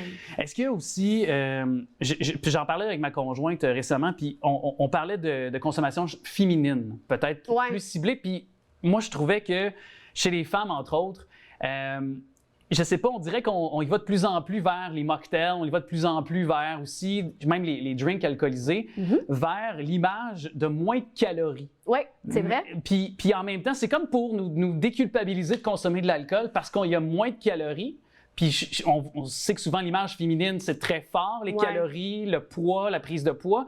Puis je trouve qu'on joue là-dessus chez l'industrie alcoolisée. Absolument. Les eaux alcoolisées et tout, ça n'en demeure pas moins que c'est de l'éthanol qu'il y a là-dedans. Ce qui n'est pas bon pour le corps quand on le consomme en grande quantité, finalement. Absolument. Même en petite quantité, les nouveaux repères là, sur la consommation, ils ont baissé ça à 2 consommations par semaine, comparativement à 12 avant. Il y a quand même... on parle d'un écart quand même. On n'est pas loin de l'abstinence quand tu y penses. Aussi. Sober Lab, je sais que ça a été dans bien des cas, ça a été bien des gens aussi. Quand même, oui. Vous les aidez. Est-ce que tu as des gens justement qui te reviennent? Tu sais, toi, d'avoir fait premièrement cette sortie-là médiatique, il y a eu des retombées, des gens qui t'ont écrit. Puis Sober Lab, ça a été l'étape suivante. Puis est-ce que depuis ce temps-là, justement, tu vois une rétroaction double parce que tu es au quotidien au contact avec ces gens-là qui viennent voir les programmes, qui viennent... C'est intéressant comme, évidemment, j'ai écrit un livre, Carnet de fuite, j'ai écrit la sobriété, j'ai fait des conférences, j'ai été très, très, très sur le terrain. Là, je suis quand même sur le terrain à l'auberge, mais mon souhait, c'est de continuer de créer du contenu inspirant à la sobriété. Puis, avec ce contenu-là, ce qui est le fun, c'est que les gens, après ça, peuvent venir atterrir chez nous, profiter de nos services, puis vivre un moment de connexion humaine. Tu sais, moi, je pense qu'on guérit en connectant avec les... On ne peut pas guérir de la dépendance, mais on atténue les symptômes de cette maladie-là en connectant avec d'autres êtres humains qui vivent la même chose que nous. Puis c'était ça mon souhait, de connecter, de créer une communauté bienveillante. Puis on a des tonnes de projets à la station, dont la création d'un studio. De création pour les artistes? Est-ce que ça pourrait être ça? Oui, pour les artistes. Je te cacherai pas qu'il y a beaucoup d'artistes qui se relèvent de dépendance. On a beaucoup de gens qui ont énormément de talent puis de potentiel caché, enfoui, perdu, puis que là, ça émerge. Fait qu'on veut avoir des projets motivants, stimulants, rassembleurs. C'est un peu ça l'idée, dans le fond, du Sober Lab, c'est un laboratoire, tu sais. Aussi. Moi, j'adore l'esprit du projet derrière. Puis, il y a aussi toujours les gens qui sont alentour, tes proches, qui accompagnent ces personnes-là. Absolument. Ça aussi, j'imagine que toi, c'est une pensée bienveillante que tu as à leur égard également, là. Oui, parce qu'on voit les parents, comment ça touche les parents qui ont des enfants qui ont des troubles de dépendance. C'est vraiment assez déroutant comme condition, comme maladie, l'alcoolisme, la dépendance. Quand on comprend pas, on pense juste comme il y a pas de volonté. Comment ça qu'il n'est pas capable d'arrêter? C'est une condition de santé mentale. Notre cerveau il est fait différemment. T'sais. Station Sober Lab, c'est à découvrir. Puis évidemment, les plateformes de Sober Lab en général, ça a été nécessaire d'avoir cette conversation-là. Je te remercie. Puis j'aimerais ça qu'on se reparle. J'aimerais ça que tu viennes de temps en temps nous jaser. Ça me ferait vraiment plaisir. Parce que j'aime beaucoup ton message. très porteur, puis je pense que ça peut influencer autant jeunes, les plus jeunes ouais. que les personnes peut-être plus âgées, toutes les sphères, les tranches de population active. Absolument, puis les gens sont les bienvenus. L'auberge, la station Sober Lab est lancée, inaugurée officiellement le 18 juin, mais on est ouvert à accueillir des gens en ce moment, autant en maintien qu'en découverte de sobriété. Alors, si on se sent interpellé par ce message, on peut aller sur les liens qui sont au bas de l'écran pour connecter, puis évidemment s'enquérir davantage de votre mission qui fait œuvre utile. Merci beaucoup. Merci beaucoup pour ton accueil. À partir du 1er août prochain, il y a des changements de réglementation là, qui arrivent pour toutes les personnes qui souhaitent voyager aux États-Unis et qui ont évidemment un compagnon canin, donc un chien. On en parle tout de suite avec la docteure Lucie Hainaut, qui, vous aurez compris, est médecin vétérinaire. Bonjour, Madame Hainaut. Bonjour! Alors, précisons tout d'abord, qu'est-ce qui change entre celle existante quand on parle de la législation et la prochaine réglementation qui va entrer en vigueur le 1er août prochain? Premièrement, il faut savoir qu'on n'a pas encore tous les renseignements. On est en attente pour connaître tout le fond de l'histoire par rapport à ça. Mais une des choses importantes qui change, c'est que dorénavant, le chien doit avoir plus que 6 mois pour passer la frontière. Et pourquoi Donc, c'est plus que 6 mois? c'est comme ça. C'est comme, OK, On veut être c'est un sûr fait, que ouais. l'animal a vécu 6 mois dans un pays où est-ce qu'il n'y a pas beaucoup de risques de rage. Parce qu'il y a des pays qui sont considérés à haut risque pour la rage, puis il y a des pays qui sont à risque faible. Nous, on est chanceux, on est un pays à risque faible. Il faut savoir que la rage, là, c'est une MADO. MADO, c'est l'abréviation pour maladie à déclaration obligatoire et qu'il n'y a pas de traitement pour la rage. Et ça tue encore les humains. Aussi, la c'est rage important. tue encore des humains maintenant, en 2024. C'est pour ça qu'on se fait vacciner lorsqu'on se fait, pour être bien certain qu'en être humain, quand on se fait mordre, par exemple, on accourt chez le médecin, là, Oui, aussi. en fait, oui. Si la morsure, par exemple, par un animal sauvage porteur de rage, si on donne les vaccins rapidement, on peut être correct. Mais c'est pour ça qu'on doit vacciner tous les animaux. Mais il y a encore des pays en voie de développement qui n'ont pas accès à tout ça. Et la rage est une maladie grave et mortelle chez l'humain. Puis si on est propriétaire d'un chien, on fait une parenthèse, là, mais on doit absolument le faire vacciner. Pour plusieurs municipalités, le vaccin de la rage est obligatoire, même pour des animaux qui ne vont pas du tout dehors. Puis il y en a qui sont encore récalcitrants, les propriétaires de chiens, là, je pense, sont réticents à les faire vacciner. Puis je me demande pourquoi, pourtant. Bien, ça dépend. Chacun a des opinions sur les vaccins, sur la nécessité ou pas d'emmener notre animal chez le vétérinaire.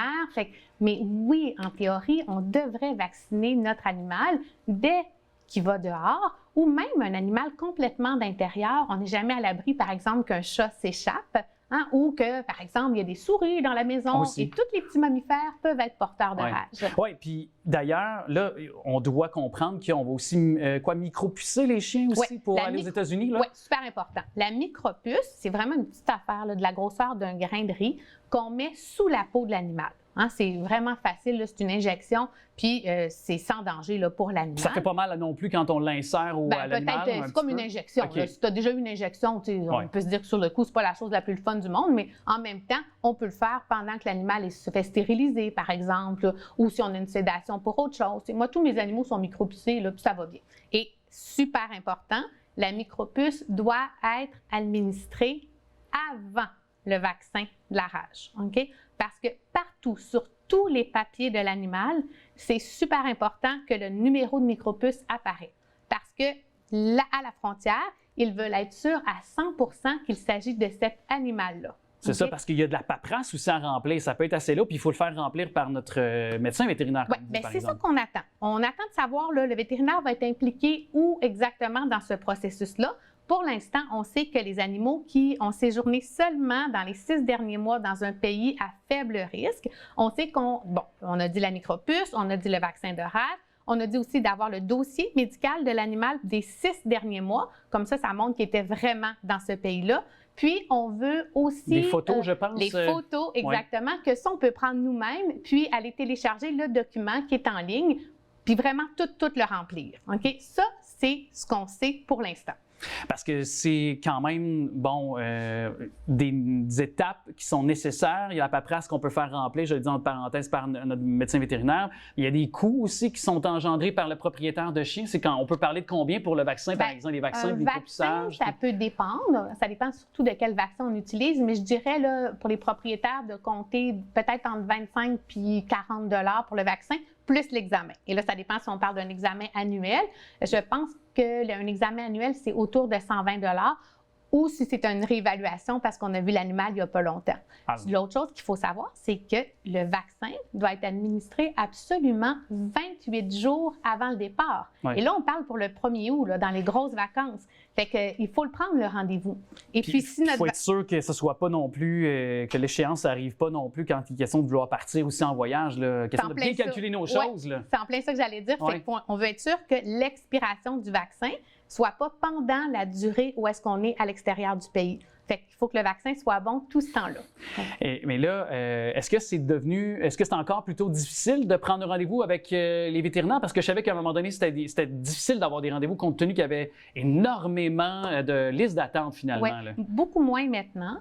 Parce que pendant la pandémie, là, les gens étaient beaucoup avec leurs animaux, puis avaient le temps de voir tout ce qui n'allait pas. Là, la vraie vie a recommencé, fait que c'est moins pire, surtout en ville. Je pense qu'en région, c'est encore pas mal compliqué au niveau des listes d'attente, mais dans la grande région Montréal, Laval, là, on peut obtenir des rendez-vous. Mais encore là, si on veut obtenir un rendez-vous absolument en urgence le lendemain, on se complique la vie pour rien, là. Bien là, quand même. Puis surtout, tu sais, je veux dire, nos médecins vétérinaires ont des vacances. Oui. Je veux dire, non, mais tu sais, à un moment donné, il faut... bien heureux. Ben oui, certainement, vous le méritez amplement, mais je veux dire, tout ça reste quand même à pouvoir définir. Puis il y a aussi, je pense, à ne pas omettre, puis c'est important de le mentionner, des gens, par exemple, qui ont des chiens d'assistance comme les chiens Mira. Oui.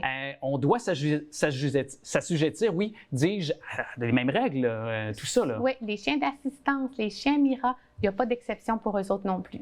Donc, vaccin de rage pour tous les chiens qui traversent la frontière, 28 jours ou plus avant le départ, un vaccin qui vient à expiration après la date de retour.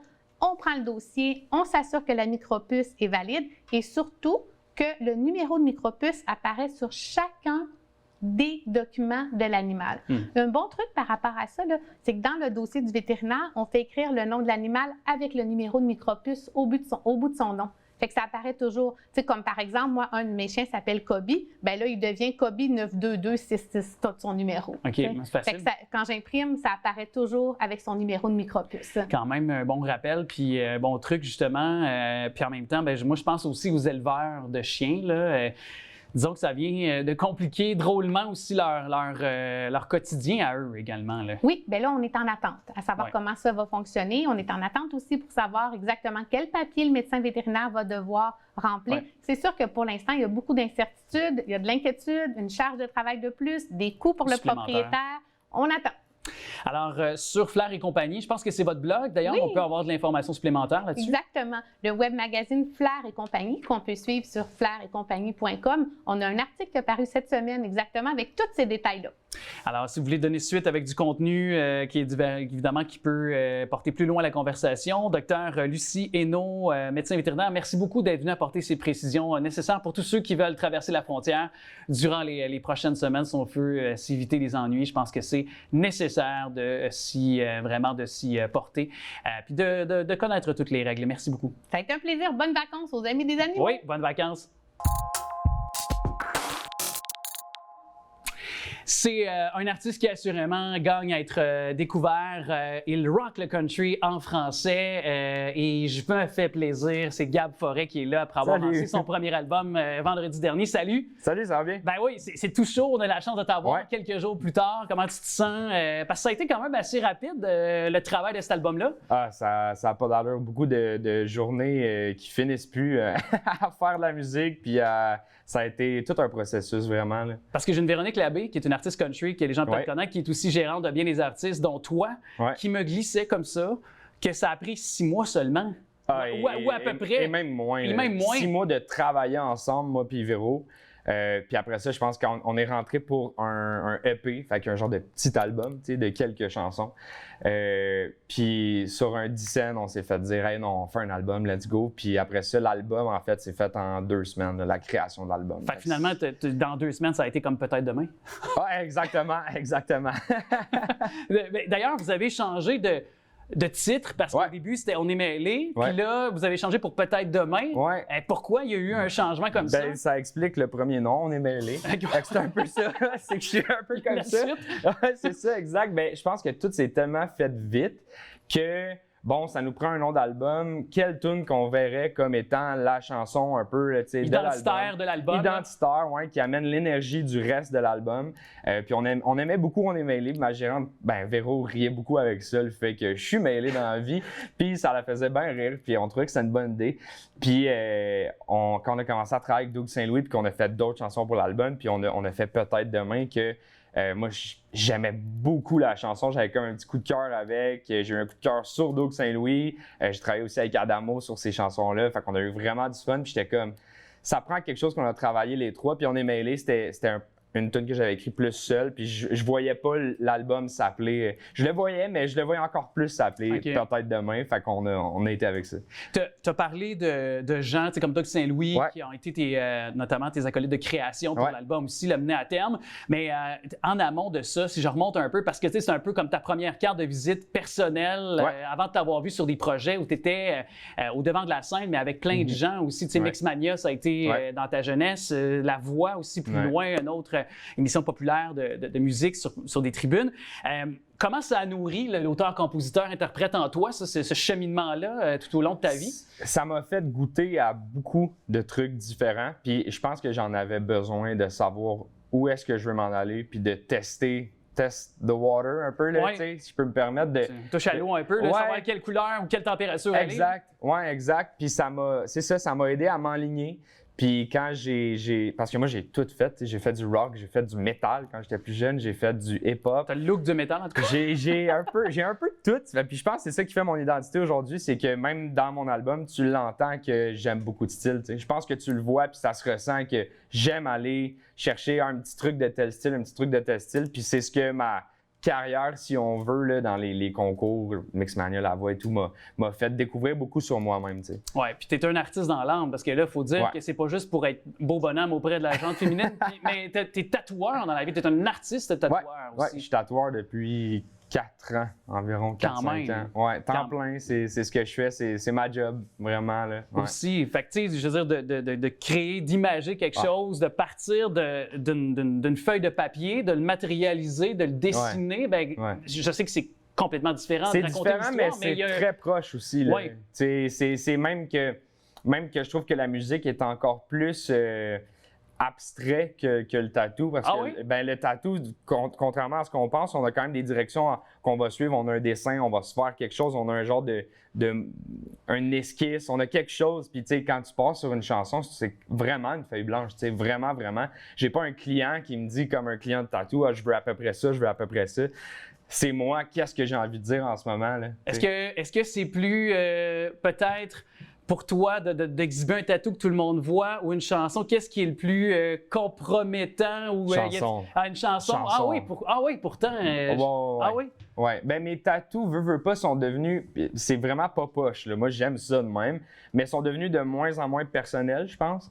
Parce qu'un tatou, les premières fois, puis je le vois encore avec mes clients quand c'est des premiers tatous, c'est... Ils vont rechercher pendant 6 mois, 1 an, le dessin qu'ils veulent, tu sais. Mais je pense que plus t'en as, plus à un moment donné, ça devient je trouve ça beau. Puis je veux juste quelque chose de beau. Puis j'en suis fier de mes tatous. J'aime ça, que les gens les voient. Puis... Pose des questions sur les... Ouais, c'est ça, exact. Ça me fait plaisir. J'aime ça. Ça fait partie de qui je suis. Ma musique, c'est beaucoup plus... Pas sombre, là, vraiment pas, mais c'est plus intérieur. C'est plus des choses que je pense, des questionnements, Ouais, fait que ça sort beaucoup plus, tu sais, de moi, creux, là, OK. Mais qu'est-ce que tu te permets de dire sur des textes que tu n'as pas fait encore sur tes tatouages, là? Dans tes chansons? Ben, tout, tu sais, dans mes chansons, je me permets de tout dire. C'est ça qui est le fun aussi, tu sais. Un tatou, c'est une décoration, tu sais, c'est une décoration de corps, là. Ouais. Fait que je me verrais pas nécessairement avoir des peurs ou des insécurités en tatou. Puis c'est pas non plus ce qui m'attire de faire. C'est pas ça que je voudrais. Tandis que dans mes chansons, c'est ce que je trouve beau. C'est d'aller dire, hey, on en a tous des questionnements, puis venez, on va les vivre ensemble. C'est ça, puis c'est une musique quand même qui est très accessible.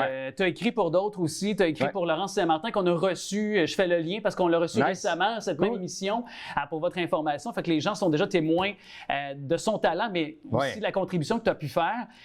D'écrire pour les autres, c'est versus écrire pour toi. C'est un peu, je te relance la question, mais j'imagine que c'est pas le même principe non plus que... Ben honnêtement, je vois presque pas de différence pour moi. Écrire, c'est écrire, puis j'adore écrire. Puis je dis souvent que dans la musique, les deux choses que j'aime le plus, c'est performer, fait que faire des shows, puis écrire. Il y en a que ça va être en studio, il y en a que ça va être... Il y a beaucoup d'aspects à la musique, puis moi, c'est vraiment écrire. J'adore écrire. Fait que d'écrire pour quelqu'un ou d'écrire pour moi, même quand j'écris pour quelqu'un d'autre, moi, je suis un fan de films, puis de personnages, puis on dirait que je peux me mettre dans la peau de quelqu'un d'autre, puis je trouve ça le fun aussi, parce que là, je parle pas de moi, je parle comme si j'étais eux, puis je trouve ça vraiment, vraiment intéressant. C'est le propre de la musique country de raconter des histoires. Vraiment, c'est très raconteur. Puis tu le fais dans une touche qui est moderne. Il y a Francis de Grandpré qui l'a fait, Laurence a le fait, toi tu le fais. Ça nous démontre que le New Country, qui est un style très populaire aux États-Unis pour les Lou Combs et Morgan Wallen, qui en sont que quelques-uns, je pourrais en nommer d'autres tellement que... Mais c'est parce que c'est les têtes d'affiche parmi les plus populaires présentement pour que les gens aient peut-être des références. Mais en français, ça se faisait pas beaucoup. Non. Ça se fait que quelques années. J'ai nommé les noms, tu t'ajoutes à eux. Bravo pour ça. Merci.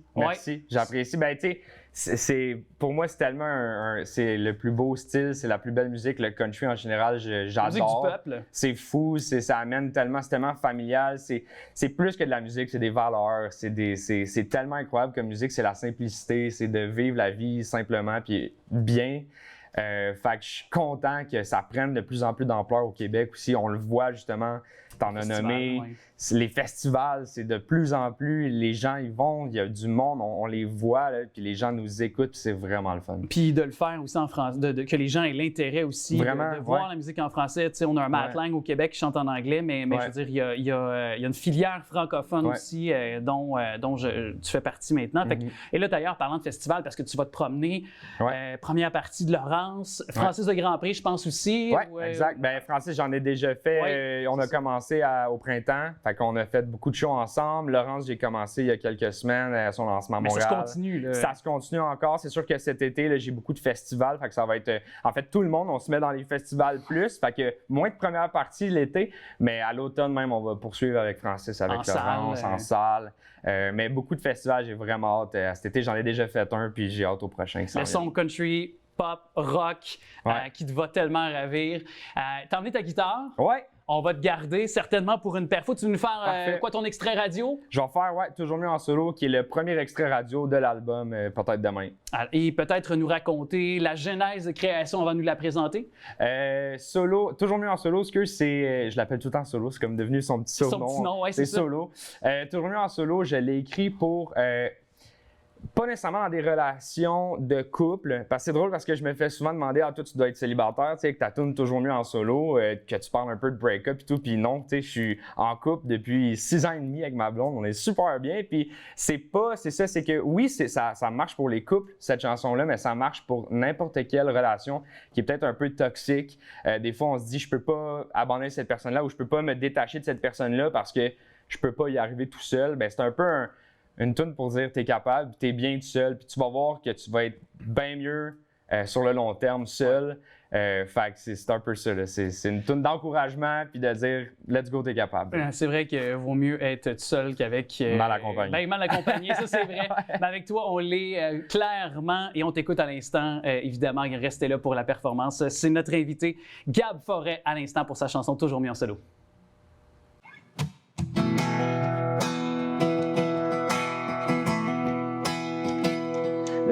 Tu m'as dit que c'était fini, que c'est pour le mieux. Je le sentais aussi, un bord de mer, un drink pour me combler, à quoi dans l'air qui donne le goût de bouger. J'ai déjà plié le bagage, sors de chez moi. Après 2 shots de tequila, c'est fini enfin. Je pars à Mexico City, j'ai besoin d'une nuit envie d'avoir tous mes regrets. J'en ai mille, mais jamais autant que les tiens. Toujours mieux en solo, solo. Tu penses que t'es la seule au monde. Tu m'as pris tout ce que j'avais à offrir. Il me reste un tequila et mes souvenirs. Toujours mieux en solo, solo. Je vais découper les albums, photos. Je l'ai vu dans tes yeux, j'ai bien compris. Il me reste un tequila et mes souvenirs.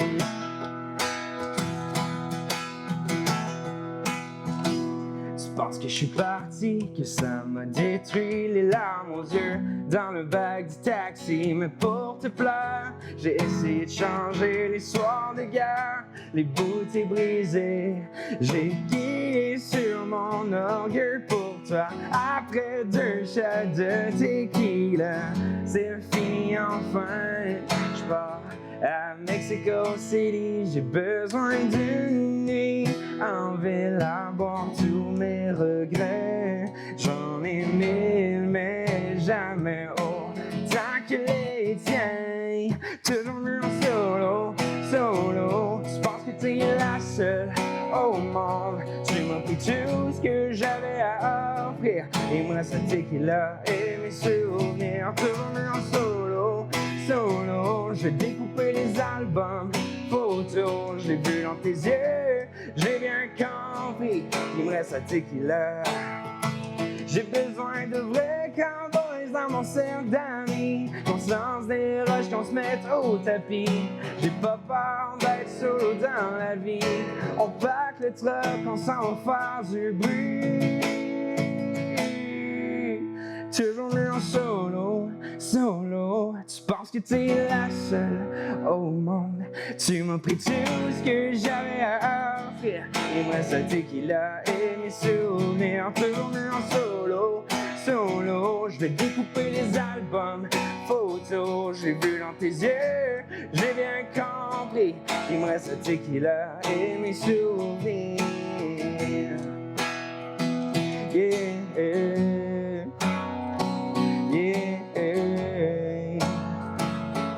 Il me reste un tequila et mes souvenirs.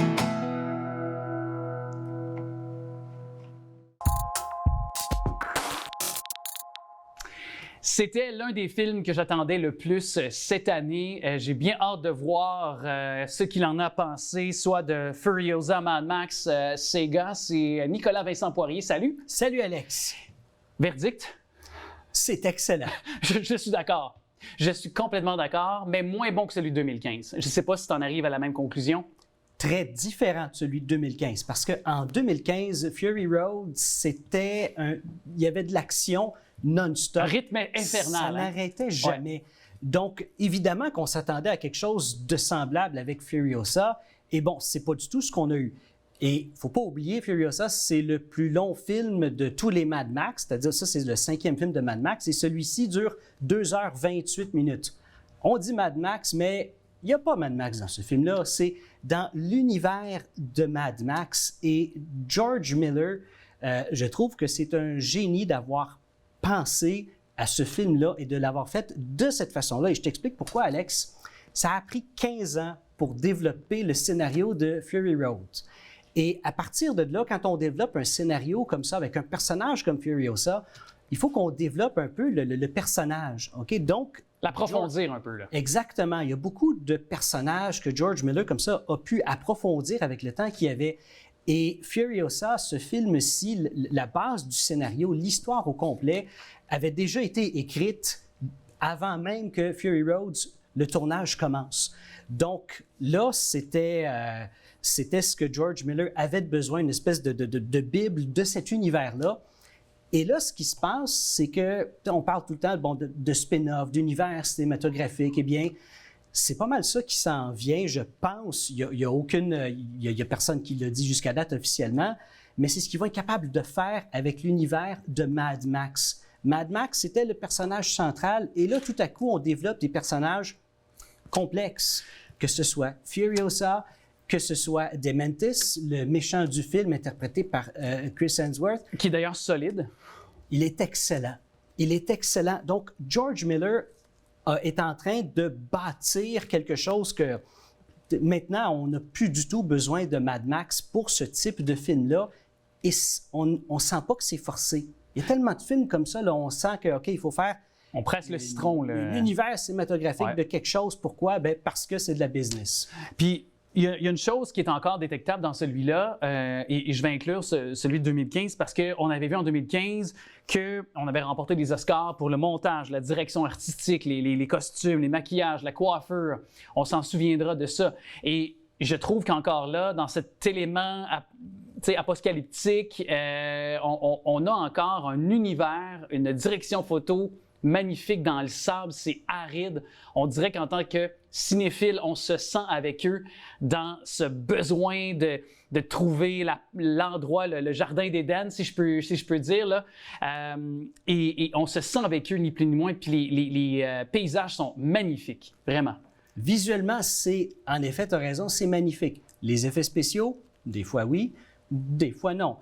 Il y a plusieurs raisons possibles à ça. Bien, peut-être, c'est vrai que les artistes en effets spéciaux, ils sont pressés comme des citrons ces temps-ci à Hollywood. Donc, à un moment donné, bien, il y a une quantité limitée d'artistes qui sont capables de travailler sur ce film, sur ce type de film-là. Et il ne faut pas oublier que Furiosa, il y a une séquence d'action dans le film quand un camion se fait attaquer là, vers le milieu du film. Là. C'est une séquence qui a pris 78 jours à tourner avec 200 personnes presque à tous les jours là-dessus. Wow. Et c'est une séquence qui dure à peu près 15 minutes dans le film, sur un film de 2h28. Faut pas l'oublier. Mais c'est la scène clé, c'est la scène tournante. C'est une scène très importante. Mais là, on se dit, OK, on tourne dans le désert pendant 78 jours. Bien, devine quoi? Le ciel n'est pas pareil de jour en jour. Des fois, il y a du soleil, des fois, il n'y en a pas, des fois, il y a des nuages. Donc, qu'est-ce qu'on doit faire? Ça ne paraît pas, mais il faut arranger par ordinateur le ciel pour que le ciel soit continuellement égal. Ça, c'est beaucoup de travail et ça, c'est les effets spéciaux qu'on ne remarque pas du tout. Évidemment, il y a tout le reste qu'on remarque. Donc, c'est énormément de travail, beaucoup plus qu'on le pense faire ce film-là parce qu'il y a tellement d'effets spéciaux qu'on ne remarque pas. Mais ce qu'on remarque, par exemple, c'est les acteurs qui sont impeccables. C'est absolument parfait. Anya Taylor-Joy, elle est excellente dans son rôle. Oui, elle est très différente de Charlize Theron, mais la raison pourquoi George Miller a décidé de la prendre, elle, et non de reprendre Charlize Theron, c'est que, ben, il aurait pu la reprendre, mais on aurait dû la rajeunir par ordinateur. Et on sait ce que ça donne. On pense au dernier Indiana Jones. Une fois sur deux, ben, ça marche correct. Tu te rappelles de Henry Cavill pour en faire un Superman aussi? Oui, sa moustache, parce que son contrat avec Mission Impossible, il ne devait pas couper sa moustache. Ils ont été en reshoot de Superman en même temps qu'il y avait Mission Impossible, le tournage, donc il fallait garder sa moustache. Donc, on met un petit peu de verre sur sa moustache, puis on l'efface par ordinateur. Ta moustache est plus belle. Mais il y a une chose qui et tu as ouvert la brèche, puis je veux qu'on y aille parce que on voit évoluer le personnage aussi, tu sais, de très jeune enfant à adulte. Donc, ça explique aussi pourquoi on n'a peut-être pas repris Charlize Theron dans l'évolution du personnage. Mais je trouve justement que cette période-là, lorsque dans le film, on la voit très jeune et qu'on la voit évoluer, c'est trop long. Ça manque de rythme, cette portion-là du film. Ce qui fait que le 2h28, bien que le film est excellent, là où je te rejoins, mais j'ai trouvé des longueurs à certains endroits. Moi, je me pose la question, parce que pour ceux à la maison qui ne l'auraient pas vu, qui n'auraient pas vu Fury Road de 2015, eh bien, commencer par Furiosa, c'est vraiment une introduction. Tandis que Fury Road, c'est vraiment une énorme conclusion à ça. Donc, admettons, ça aurait été l'inverse, Alex, que Furiosa serait sorti en premier. On n'aurait pas eu quelque chose à le comparer comme un film aussi intense que Fury Road. C'est sûr. Donc, à partir de là, est-ce qu'on aurait perçu ça comme quelque chose avec beaucoup de longueur? C'est un développement de personnage. C'est sûr. Et c'est quand même... De la profondeur du personnage, la vulnérabilité du personnage. Et ce que j'aime, moi, dans le fait qu'il y ait moins d'action dans ce film-ci, je prends les films de super-héros, Alex. Tu sais, dans les films de super-héros, maintenant, la fin, c'est toujours la même affaire. C'est l'univers qui est en danger au grand complet. Il y a un portail qui s'ouvre dans le ciel, une armée d'extraterrestres, de bébites, de gugus qui descendent, et tous les super-héros ensemble les battent. C'est épique et c'est trop intense. À un moment donné, là on est rendu à, je prends le prochain Spider-Man, tout le monde veut que le film se passe dans les rues de New York et non dans l'espace ou je ne sais pas trop où, de mettre ça plus terre à terre. On ne peut pas dire ça par rapport à Mad Max. Il n'y a rien de terre à terre dans ce film-là. Mais ce que je veux dire par là, c'est qu'à un moment donné, trop d'action, on se blase. Et comment faire pour avoir plus d'action que dans Fury Road? Est-ce que... c'est presque impossible. C'est possible, c'est juste qu'il n'y a aucun développement de personnage. C'est sûr, c'est sûr. Mais tu sais, rappelle-toi, ils ont même envoyé les voitures de Rapide et Dangereux dans l'espace. Fait que... non, mais... là où je te rejoins aussi, c'est que c'est vrai qu'à un moment donné, on a peut-être atteint un point de saturation, puis de ramener ça à échelle humaine un petit peu plus, un côté plus vraisemblable aussi pour nos héros. Bien, hâte de voir avec Deadpool cet été. Parenthèse que je ferme rapidement. Mais est-ce que l'univers Mad Max, qui existe depuis 1979, sous plusieurs formes, est-ce qu'il y a un potentiel de pouvoir continuer d'exploiter le filon? Est-ce que pour toi, parce que là, on a vu les résultats, au box-office, ça n'a pas été si concluant que ça là, dans son premier week-end d'exploitation. C'est ce premier week-end-ci, c'est une fête aux États-Unis et c'est le premier week-end de cette fête-là depuis presque 30 ans que le box-office est aussi faible. C'est tous les films dont le box-office est faible. Donc oui, le film est arrivé numéro 1 en Amérique du Nord avec 26 millions. C'est peu. C'est peu pour des résultats de chiffres. Là. Mais ce film-là, je n'ai pas peur, il va rentrer dans son argent. Si c'est pas au cinéma, ça va être plus tard. C'est un film qui veut... Est-ce que ça va devenir un film culte comme Fury Road? Je ne le sais pas, mais je suis peut-être sous l'impression que oui. Puis ce qui est intéressant avec l'univers de Mad Max, c'est comment tout ça a commencé en 1979 avec George Miller, qui a réalisé tous les films Mad Max. Lui, au départ, c'est un urgentologue et il s'est inspiré des accidents de la route qu'il avait à traiter. Puis c'est comme ça qu'il a eu l'idée de créer l'univers de Mad Max. Parce que c'est quoi Mad Max? C'est une série d'accidents d'auto. C'est à peu près ça. Et il s'est basé là-dessus et ça a donné... l'univers de Mad Max, et le premier en 1979 a coûté 300 000 $ à faire, contrairement à celui-ci qui a coûté 168 millions de dollars à faire. On voit que l'inflation est grande.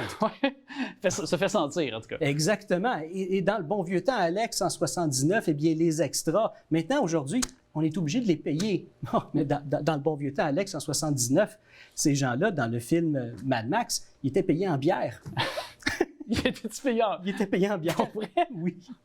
J'étais sûr qu'avec ton côté pèse sans rire, tu nous amenais sur un sentier de l'humour, comme d'habitude. Non, mais c'est vraisemblable. Ah, oui. Non, c'est très vrai. Les extras, pas Mel Gibson. Mel Gibson n'a pas été payé en bière. Non, lui, sans doute pas, là, donc quand même. Il a été payé environ 10 000 $. Tina Turner, sans doute pas non plus en bière. Non, je pense pas du tout. Bien, rendu au Mad Max 3, je pense pas du tout qu'il y avait personne qui était payé en bière. Et d'ailleurs, quand tu as posé la question, est-ce qu'il peut y avoir d'autres films Mad Max avec d'autres personnages? Écoute, la réponse, non seulement c'est oui, on le voit là avec ces personnages-ci, mais pour George Miller, même les 3 premiers films, c'est pas un à la suite de l'autre. C'est comme 3 versions différentes de la même univers. C'est pas clair. Est-ce qu'on peut dire que le deuxième se passe réellement avant? Parce on ne voit pas des éléments des autres films. C'est pas lié ensemble par des personnages, mis à part les deux derniers. C'est ça, comme le premier film Mad Max, c'est une version de cet univers-là. Le 2, c'est une autre version. Il n'y a pas de continuité là-dedans nécessairement. Et les 2 premiers, qu'il y en a une, c'est vraiment Fury Road et Furiosa. C'est les 2. À partir de là, George Miller a eu une idée pour en faire un autre film, et j'espère vraiment qu'il va le faire. Mais je trouve que ce film-ci, pour moi, oui, il y a certaines longueurs, il y a certains petits éléments inutiles, mais en général, j'ai trouvé que c'est un film excellent et Anya Taylor-Joy, elle est très bonne dans le film. Et ce qui est intéressant, c'est que la raison pour laquelle elle a pris son permis de conduire, c'était pour faire ce film-là. Vraiment, elle n'a pas son permis de conduire avant. Et quand elle a été à l'école pour apprendre à faire des cascades en voiture, à ce moment-là, elle n'avait pas encore son permis de conduire. Elle a appris à faire des cascades avant d'avoir vraiment son vrai permis de conduire. Et Chris Hemsworth, il est excellent dans son rôle. Tout est dans le nez. Oui, tout est dans le nez. Puis le premier je ne l'ai pas reconnu au début. Le premier plan de lui, quand il se tourne vers la caméra au début du film, c'est la première chose qu'on remarque. C'est pas caché, je pense que c'est voulu. Il est comme une espèce de caricature un peu de lui-même là-dedans. Et il est tellement bon en méchant. On l'apprécie, mais en même temps, c'est un salaud. Oui. Puis en même temps, des fois, il est drôle. Et lui, il s'est inspiré de plusieurs dictateurs pour réussir à créer son personnage. Et c'est vrai, parce que les dictateurs, c'est des monstres.